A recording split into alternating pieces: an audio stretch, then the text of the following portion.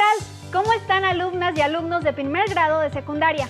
Soy Leslie Mendívil y les saludo con mucho gusto deseando que se encuentren muy bien y también le doy la más cordial de las bienvenidas a esta sesión de la asignatura de Tecnología. Se encuentran con nosotros la profesora Vanessa y el profesor Vicente Jorge, a quienes saludo con mucho gusto. Bienvenidos, maestros. Hola. Y para entrar en materia, ¿qué veremos hoy, profesor Vicente? Saludos nuevamente, alumnas y alumnos. Les doy la más cordial bienvenida a una nueva sesión Aprende en Casa 2. Me es grato estar otra vez en este espacio donde estamos aprendiendo sobre tecnología. En la sesión de hoy hablaremos sobre los productos de la técnica, es decir, los objetos, los procesos y los servicios, su uso y la forma en que satisfacen las necesidades de la sociedad. No olviden la importancia de respetar la sana distancia, usar cubrebocas y estornudo de etiqueta. Recuerden registrar sus dudas, inquietudes y hallazgos para después discutirlos con su familia y personas cercanas. Desde sus inicios, la humanidad siempre ha tenido la necesidad de comunicarse. Para ello, han creado diferentes formas y lo han hecho a través de diversos soportes. Estos soportes se han ido innovando a lo largo de la historia. En un principio fue con señales de humo, después de manera pictográfica, es decir, que se recurre a símbolos e imágenes convencionales para la representación de ideas, sin palabras fijas que se encarguen de su significación.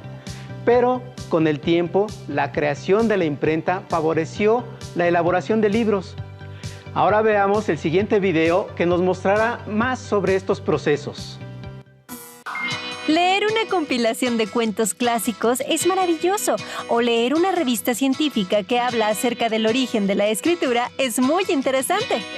Los cuentos y la revista son ejemplos de soportes de texto y existen otros. Algunos de ellos han evolucionado a lo largo de la historia, pero ¿siempre se ha contado con esos soportes? ¿Qué otros hay? ¿Cómo han evolucionado a lo largo de la historia? Vamos a conocer más sobre el tema. Los soportes de texto son formatos físicos o electrónicos, en los que se presentan diferentes tipos de texto escrito. Estos soportes contienen diferentes tipos de contenido. Por ejemplo, literatura, divulgación científica, artículos, biografías, etc. Algunos ejemplos de soportes de texto son los libros, carteles, revistas, periódicos, folletos, etc., impresos o digitales. A lo largo del tiempo, el ser humano ha tenido la necesidad de comunicarse, de tal forma que, aunado a la comunicación oral, ha encontrado la manera de expresar gráficamente los acontecimientos que ha vivido, así como sus ideas y emociones. Nuestros antepasados han dejado vestigios importantes que nos ayudan a conocer y comprender hechos históricos, costumbres y conocimientos que se tenían en distintas épocas, lo cual nos proporciona una idea acerca de las técnicas y recursos que utilizaban en esos momentos. Muchos materiales, sean estos de origen animal, vegetal o mineral, han servido como soporte para la escritura, la cual se fijaba por medio de dos procedimientos. La incisión, que consiste en el grabado o esculpido en materiales como arcilla, cerámica, madera, tablillas de cera o cerámica, corteza, piedras, huesos y metales. El otro procedimiento es el trazado o escritura, que comprende dibujo, pintura, caligrafía, impresión, etc., sobre materiales como papiro, pergamino y papel. El arte rupestre se podría considerar un antecedente de los sistemas de escritura actuales. Son dibujos o bocetos grabados en cavernas o rocas y representan figuras humanas y de animales. Después se comenzaron a usar las tablillas de arcilla, barro o cerámica para hacer inscripciones en forma de cuña, conocidas como escritura cuneiforme. Posteriormente se empezó a utilizar el papiro, que proviene de una planta, como soporte para la escritura. Tiempo después, el papiro fue sustituido por el pergamino, que se fabricaba con pieles de carnero, cabra, ternera, oveja, etc. Posteriormente se utilizó el papel, que era elaborado inicialmente con hojas de seda y lino, materiales que permitían la escritura con tinta. Los soportes pueden estar impresos en papel o estar en medios digitales. También los hay con diferentes formatos. Por ejemplo, un cartel tiene un formato, un díptico tiene otro formato, y cada uno tiene una manera particular de leerse y un propósito comunicativo particular. Por ejemplo, un libro es un conjunto de hojas encuadernadas para formar un tomo o volumen. Algunos están hechos para ser leídos de principio a fin, como las novelas y los ensayos, y otros son de consulta, como los diccionarios y las enciclopedias. La revista es una publicación periódica que incluye tanto temas generales como temas específicos. Por ejemplo, deportes, moda, temas sociales, científicos, tecnológicos, históricos, etc. El término revista significa volver a ver para revisar. Una revista se puede leer completa o por secciones según el interés de cada lector. El periódico es también una publicación periódica que contiene notas informativas de sucesos que ocurren en las comunidades de un país o en el mundo, anuncios oficiales o publicitarios, críticas y opiniones, etc. Por lo general, las personas buscan en un periódico la o las secciones con la información de su interés, las cuales se identifican por medio de los títulos de las noticias. El cartel es un soporte impreso compuesto por imágenes y textos breves que sirven para difundir cierta información. Cuando se ve un cartel se observa una imagen, y la información que ella aporta se refuerza con los textos que la acompañan. Es decir, se hace una lectura conjunta y completa del cartel. La evolución de los formatos continúa, así como las formas de aproximarse a los textos y leerlos. ¿Qué soportes materiales utilizan en tu escuela para presentar los textos escritos? ¿Hay otros que te gustaría explorar? Me parece muy relevante la importancia de los procesos de comunicación como base de los medios actuales. Es fascinante ver cómo han ido innovando las técnicas y los procedimientos para mantener una comunicación, tanto individual como colectiva. Podemos ver que la necesidad de comunicación ha sido el detonante para la generación e innovación de medios técnicos para comunicarnos, desde las señales de humo hasta sofisticados métodos de comunicación que existen hoy en día. Para profundizar en la noción y la importancia de la técnica, sirvámonos del siguiente video.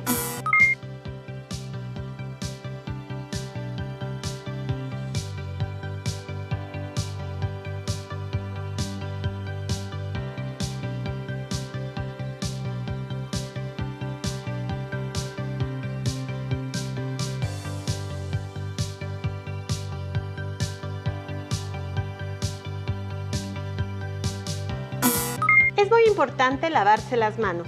Para eso hay varias técnicas, sin importar dónde nos encontremos.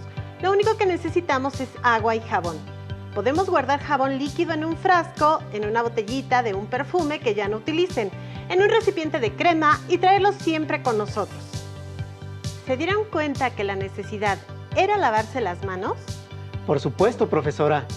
Es de suma importancia tener limpias nuestras manos, sobre todo antes de ingerir nuestros alimentos.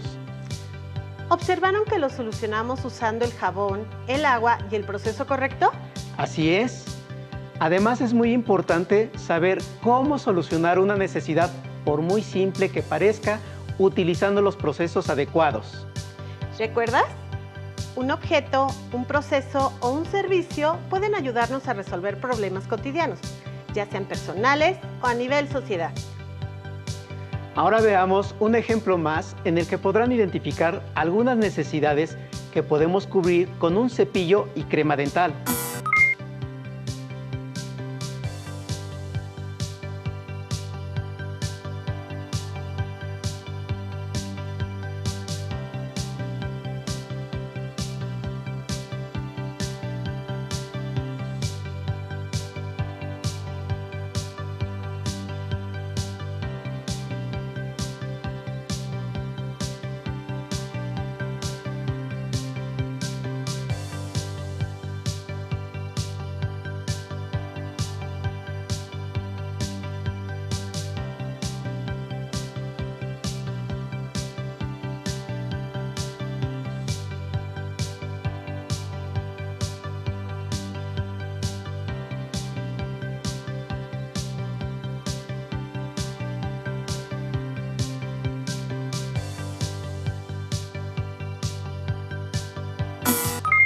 ¿Qué opinas del video? ¿Tú has realizado alguno de estos procesos? Sí, en varias ocasiones, cuando quiero limpiar la orilla de los azulejos, el cepillo de dientes, por su tamaño y forma, me permite llegar a esos lugares que difícilmente puedo limpiar con un estropajo. Recordemos que la técnica es una actividad social centrada en el saber hacer. Está integrada por un conjunto de acciones que ejercen las personas con el deseo de producir o transformar objetos, procesos y servicios para satisfacer necesidades, tanto individuales como sociales. ¿Y qué opinas sobre las energías? ¿Seguimos hablando del cepillo? No, me refiero a las energías limpias, aquellas que no generan residuos. ¿Qué opinas de ello? Me parece que son una alternativa, pero veamos el siguiente video y luego sigamos comentando. Perfecto, vamos a ello. ¿Cómo estás? Espero te encuentres bien. El día de hoy te tengo una opción para solucionar un problema que muchos llegamos a tener en casa: la iluminación sin electricidad. En esta ocasión vamos a necesitar agua, cloro, una botella de PET transparente, pistola de silicón y quizás tijeras o cúter para cortar. Esta es la simulación de una casa. ¿Qué pasa en la mayoría de hogares cuando no cuentan con electricidad o quieren utilizar energías que son limpias? Si observas, la luz es muy tenue, apenas alcanza a percibir. Algunas personas lo que hacen es hacer un hoyo encima y esto hace que penetre un poco más la luz. O mantienen sus puertas o ventanas abiertas durante el día para poder tener luz, pero en la noche ya no tienen esa posibilidad. Bien, esto es una opción. Supongamos que este es el techo de una casa. Al techo se le hace una perforación. Esa perforación se retira y con otro trozo del mismo tipo de lámina se hace otro hoyo aquí y es aquí donde se coloca la botella. Una vez que colocamos la botella, esta se sella con silicón y alrededor de la lámina se coloca silicón. Esto para que no haya ninguna gotera. Colocamos encima y esto nos da una luz que se puede percibir a simple vista. Ahora, ¿cuál es la cantidad que se debe de ocupar de agua y de cloro para realizar esto? Te explico. Como podrás darte cuenta, tenemos la botella vacía. Voy a colocarle agua.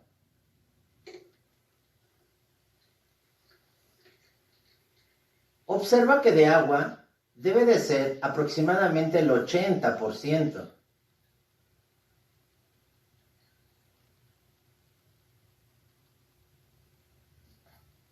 Y le vamos a colocar solo el 20%, en este caso, de cloro.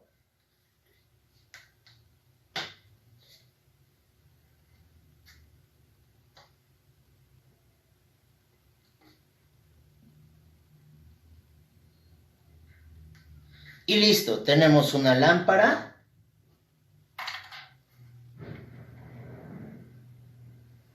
que nos puede generar luz. Acompáñame a ver cómo se ve de ser. Vamos a cerrar esta puerta y por este orificio vamos a ver cómo es que se comporta con el tragaluz y con nuestra lámpara sustentable. Acompáñame. Como podrás darte cuenta, aquí no le entra nada de luz. La casa está ahí. Estás observando por dentro mi casa, bueno, mi maqueta. Vamos a ver qué pasa cuando pones el tragaluz. Es decir, solo haces un hoyo en la parte superior de tu techo y le colocas un acrílico o un vidrio. ¿Te das cuenta? Alcanza a entrar suficiente luz como para ver. Pero ¿qué pasa si colocamos ahora nuestra lámpara? ¿Te diste cuenta cómo se ilumina toda la casa?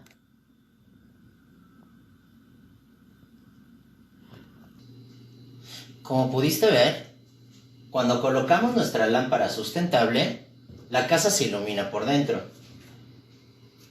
El chiste es que de tu techo, que sea de lámina, claro está, hagas un orificio y después de la misma lámina, un trozo más grande que alcance a cubrir y embone bien, le coloques silicona aquí en toda esta orilla y lo pongas encima. Esto va a evitar que tenga escurrimientos y goteras dentro de tu casa. Esto lo puedes replicar en toda tu casa o en todas las habitaciones o en algún lugar, por ejemplo, que tengas en casa una azotehuela y lo utilices de esta forma para iluminar. Espero te haya gustado. Yo opino que son una excelente opción para cuidar el medio ambiente y al mismo tiempo satisfacer la necesidad de la falta de luz eléctrica.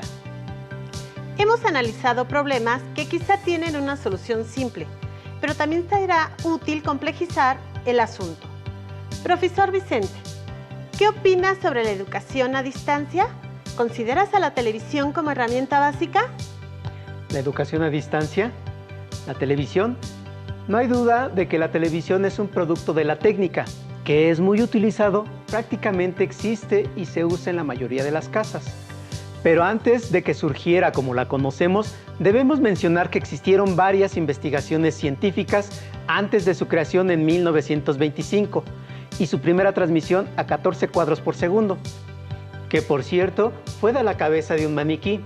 ¿Se imaginan? Es como ver 14 fotografías en un segundo.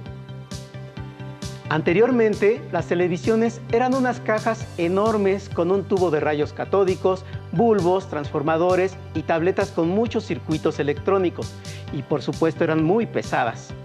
Las primeras eran solo en blanco y negro, que era más gris que negro. Después, en 1970, surgió la televisión a color y sus innovaciones. Entre ellas se puede mencionar la disminución de tamaño, el aumento de la calidad y la creación del control remoto.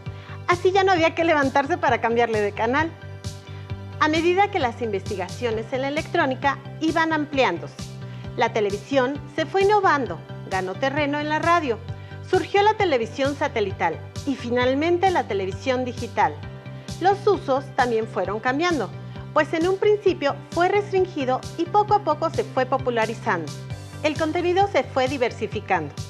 Series, pagos por evento, estrenos en cable y muchas más cosas. Así como ahora se ha adaptado para poder incorporarla como un elemento tecnológico para el aprendizaje. Y aquí estamos en Aprende Casa 2. Les sugiero que platiquen, registren sus dudas, inquietudes y hallazgos en cuaderno para discutirlo con su maestra o maestro, familia y personas cercanas. Ahora los invito a ver el siguiente video. Ay, qué buen programa. Yo creo que le gustaría a Karen. ¿Por qué no le marco? A ver. Espero encontrar a Karen. No suena. ¿Qué pasa?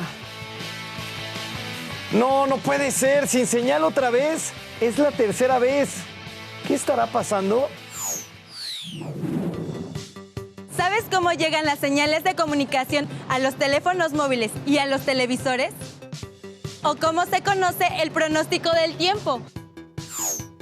Gracias a los satélites es posible que la televisión, la radio, la telefonía y el internet se transmitan a nivel mundial, así como proporcionar señales para conocer la posición exacta de algún receptor por medio de los sistemas de geolocalización como el GPS.